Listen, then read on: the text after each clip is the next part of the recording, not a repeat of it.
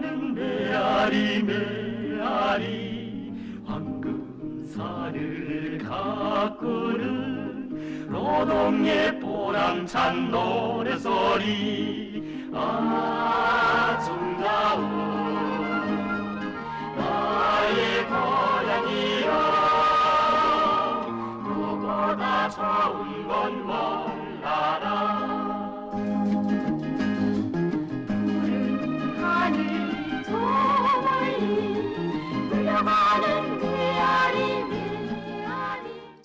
Hello everyone, and welcome to Joseon Yonghwa Review, otherwise known as North Korean Movie Reviews, where I will be reviewing and discussing movies made in the DPRK.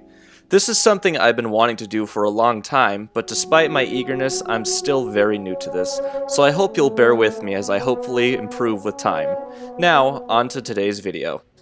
Today we are looking at the movie Dorajiko, otherwise known in the West as Abroad Bellflower, which was directed by Kyun Sun-ju and released worldwide in 1987 at the Melbourne International Film Festival.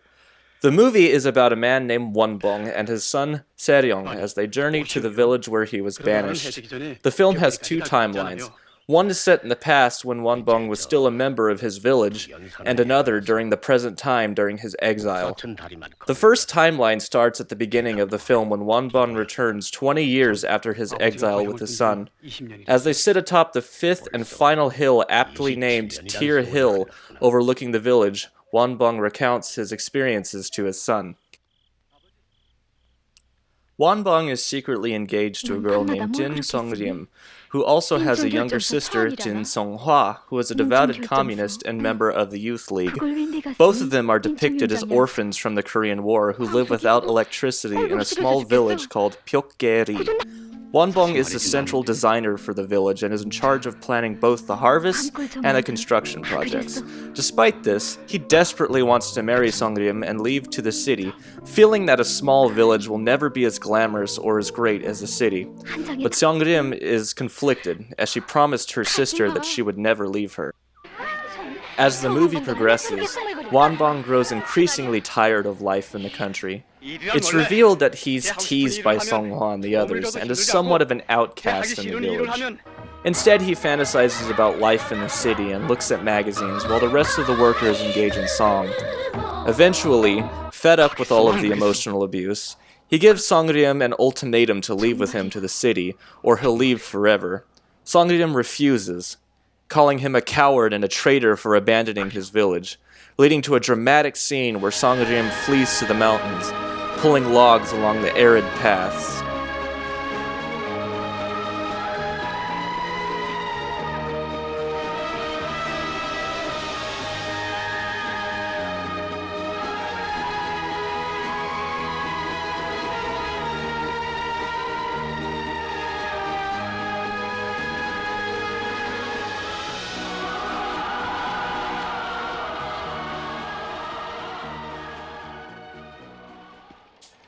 As the story shifts to the present, we see Wonbong observing some newlyweds from afar, who just received new tractors from none other than Kim Il-sung himself after their village chief told them they were poor.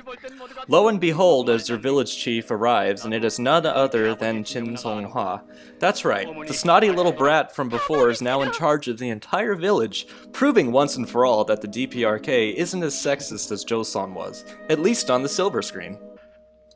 Wonbong is stricken with grief as he sees his former impoverished village now seemingly thriving. He sends Seryong into the village alone, telling him he cannot go any further, and asks him to visit his grandmother's grave. He gives Seryong one last thing, a letter of redemption to the villagers, telling him not to show it to anyone except the party committee. With these instructions, he heads off anxiously into the village his father told him so much about. Not far into his journey, he's stopped by a young woman who calls on him to help catch her runaway calf. What ensues is arguably the most bizarre and hilarious scene of all North Korean cinema.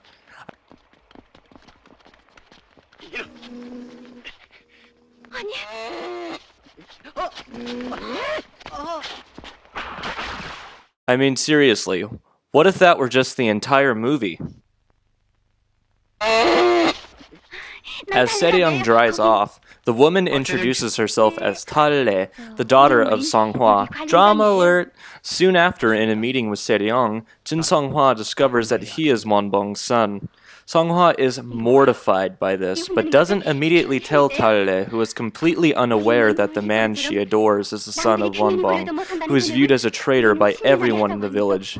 Meanwhile, the couple quickly fall in love, becoming inseparable at every occasion. This happiness doesn't last long for Seryong, however.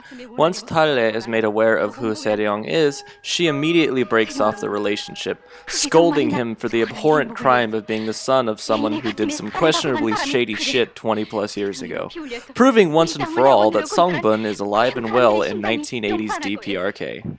It is here that we learn the last of what happened between Wonbong and Songriem in a flashback by Talle. After 5 years of working tirelessly, the villagers of Pyeokgyeri finally establish electricity in their village. Songriem delivers a propaganda-laden message about the general and receives a telegram that Wonbong will be coming at 4 that evening. She races to meet him, and in a final plea for her love, he asks her to leave with him to Wonsan one last time. 이젠 함께 가자고. 도시에 처녀가 없어서 5년이나 참고 이렇게 찾아온 줄 알아? 가지. 자, 차표도 다 샀어. 원봉 동무. 내 송님이 데려다가 멋들어지게 살 테야. 벽길이 사람들이 부러워 죽어나게 말이야. A sobbing, yet unbroken Songriem refuses his offer one last time, believing firmly that you should put your home before your love. She watches tearfully as Wonbong boards the train for Wonsan, never to be seen again.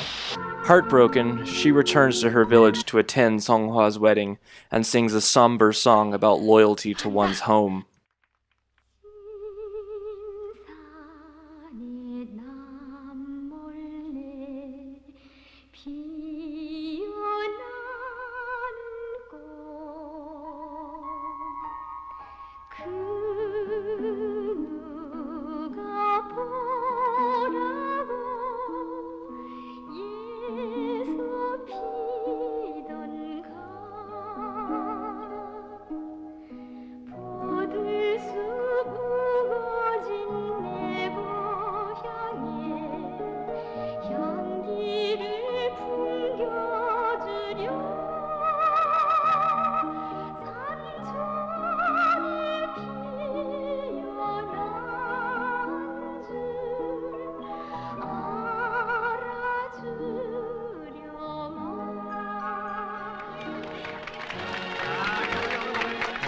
As Talle's flashback ends and the movie comes to a close, the village gathers to honor a soldier who became a hero. As they all congregate in the town hall to write his name in their village history book, Seryong breaks down into tears and begs for the villagers to forgive him and his father and allow him to stay. Songhwa once again has a flashback to the night where she and Songriem were trying to save a flock of sheep from a mudslide. Songriem dies trying to save one of the trapped sheep when the mud buries her. Whether Seryong is forgiven is left ambiguous, as the movie ends with a song about the broad bellflower, which in many ways serves as an allegory for Songriem, a beautiful, loyal flower that is forever hidden deep in the mountains, her home.